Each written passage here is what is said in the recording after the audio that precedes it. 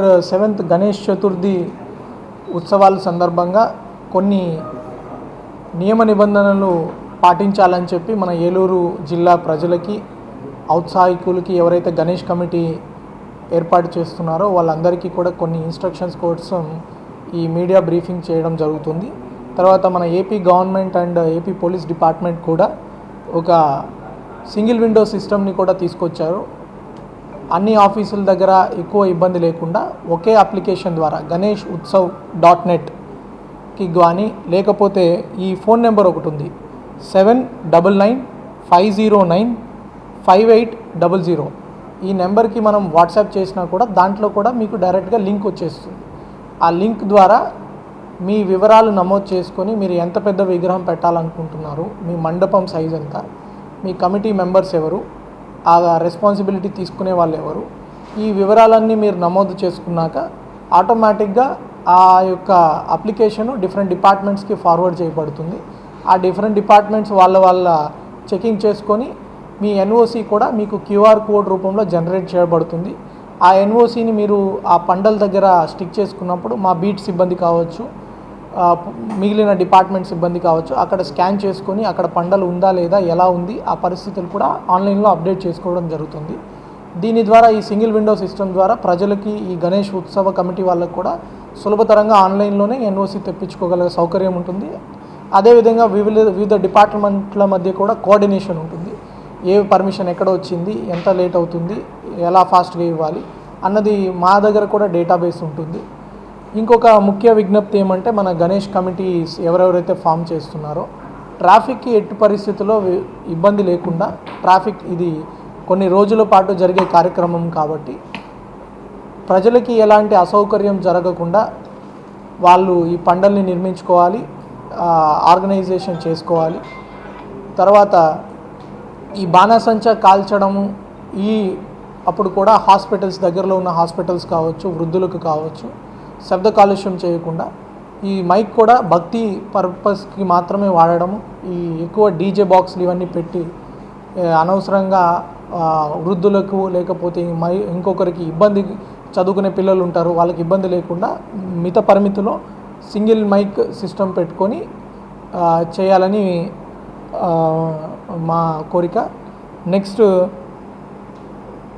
ఇంకా మనము ఈ ఎవరైతే ఉత్సవ కమిటీ వాళ్ళు ఉన్నారో కూడా చాలా విగ్రహాలు మన జిల్లాలో పెడతారు కాబట్టి ప్రతి చోట పోలీస్ బందోబస్తు ఇవ్వడం అనేది సాధ్యం కాదు.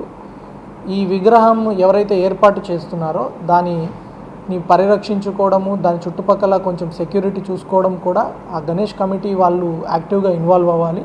రౌండ్ ద క్లాక్ కూడా వాళ్ళు షిఫ్ట్ వైజ్ ప్రకారం ఎంత విగ్రహం సైజుని బట్టి, ఆ విగ్రహములో ఎంతమంది వస్తారన్న దాన్ని బట్టి ఎప్పుడు ఒకరా, ఇద్దరా, ముగ్గురా, ఎంతమంది ఉండాలన్నది మా పోలీస్ వారు కూడా అక్కడ పరిస్థితిని బట్టి వాళ్ళ కమిటీ సైజ్ని బట్టి డిసైడ్ చేసి పర్మిషన్లోనే మెన్షన్ చేసి ఇస్తారు.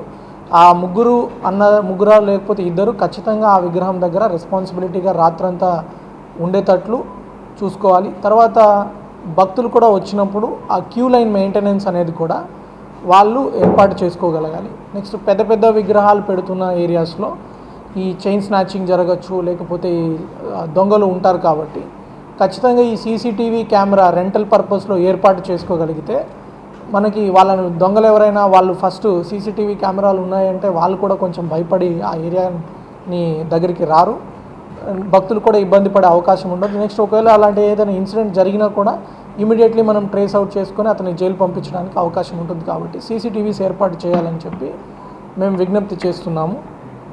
తర్వాత ఈ ట్రాన్స్పోర్ట్ రూట్ కూడా, ఏ రూట్లో మీరు విగ్రహాన్ని మళ్ళీ నిమజ్జనానికి ఎప్పుడు తీసుకెళ్తారు, ఏ టైంకి తీసుకెళ్తారు, ఏ రూట్లో తీసుకెళ్తారు, ఎక్కువ డిలే చేయకుండా మనం నిమజ్జనానికి తీసుకెళ్తే మిగిలిన ఏలూరు ట్రాఫిక్ అంతా ఆగిపోవడము, సాధారణ ప్రజానికానికి ఇబ్బంది లేకుండా ప్లానింగ్ అనేది పోలీస్ వ్యవస్థ కూడా చేసుకోగలుగుతారు.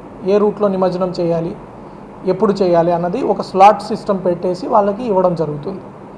ఇది కాకుండా ఇంకొకటి ముఖ్యమైన ఈ గణేష్ ఉత్సవాల సందర్భంగా మీడియాకు కూడా చెప్పదలుచుకున్నది ఏమంటే, ఎవరైనా ర్యాలీ చేయాలనుకున్నా, ఏదైనా ఇట్లాంటి పబ్లిక్ ఈవెంట్ కండక్ట్ చేయాలనుకున్నా, ఇంక్లూడింగ్ గవర్నమెంట్ డిపార్ట్మెంట్స్ కూడా ఖచ్చితంగా పోలీస్ పర్మిషన్ తీసుకోవాలి.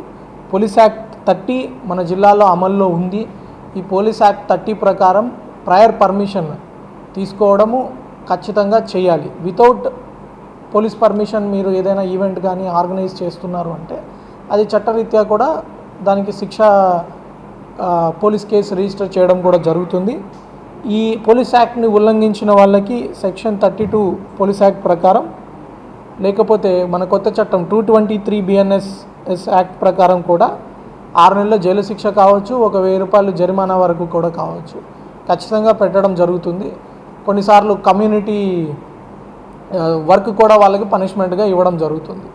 సో కాబట్టి ఈ పోలీస్ యాక్ట్ 30ని దృష్టిలో పెట్టుకొని ప్రతి యాక్టివిటీకి కూడా పర్మిషన్ కోసం అప్లై చేయండి. పర్మిషన్ ఫాస్ట్గా రావడానికి మేము కృషి చేస్తాం.